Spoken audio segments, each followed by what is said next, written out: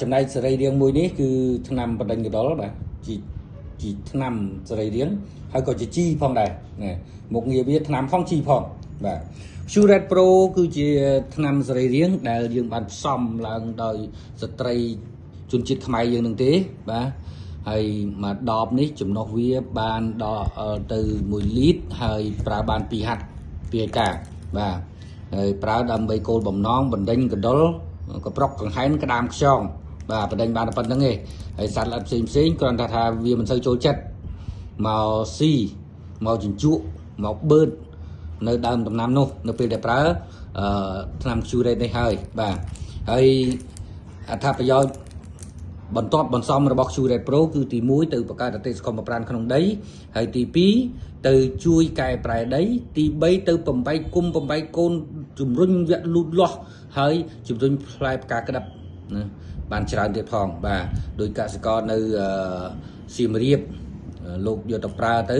សប្តាហ៍កើនទិន្នផលធ្លាប់តែធ្វើបាន6តោនបានរហូតដល់ទៅ9តោនបាទលោកបាញ់4ដងដើម្បីការពារកដុល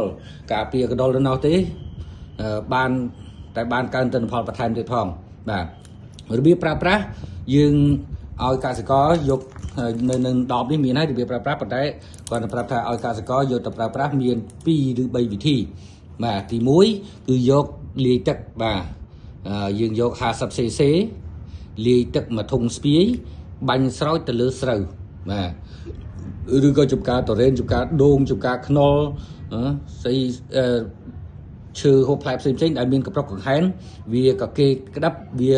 ចោះផ្លែបាទវិធីសាស្ត្រដែលងាយស្រួលហើយបានយូរបន្ថែមទៀតនោះទៅលើ Suret Pro គឺយកវានេះទៅលាយទឹកក៏បានដាក់វាសុទ្ធក៏បានយកវាចាក់បច្ចេកទេសនោះគឺយកវាចាក់ចូលក្នុងដបទឹកសុទ្ធយើងណាហើយយកទៅចងព្យួរតាមដើមដូងទៅតាមដើមតរ៉េនដើមខ្នុរដើមអីផ្សេងហ្នឹងដែលផ្លែត្រូវបានសត្វយាយីហ្នឹងយកវាចងព្យួរហ្នឹងទៅគឺលែងសត្វលែងចូលហ្មងបាទរហូតតតែវាអស់ក្លិនហើយអស់ក្លិនមិនចេះអស់ឯណាក្លិនវាទុករាប់ខែរាប់ឆ្នាំនៅហ្នឹងបាទហើយទី2បើចង់ឲ្យងុំកាន់តែយូរទេយកសលៃយើងណាសលៃកក៏បានអីក៏បានឬក៏អេប៉ុងក៏បានអីដែលជក់ទឹកបាទជក់ទឹកហ្នឹងគឺយកទឹកថ្នាំ Suret Pro នេះយកទៅលាយទឹកបន្តិចទៅបន្ថែមទៅហើយច្រកចូលក្នុងដបទឹកសុទ្ធញាត់សលៃចូលទៅហើយយកវារាយតាមភ្លឺស្រែឬក៏បោះចូលទៅក្នុងស្រូវបន្ថែមទៀតដើម្បីការពារកដុលឲ្យជាប់បាទការពារកដុលជាប់កាលណាក្លិនអានឹងចេញមកគឺកដុលខ្លាចមកអានេះគេហៅថា repellent spray បានន័យថា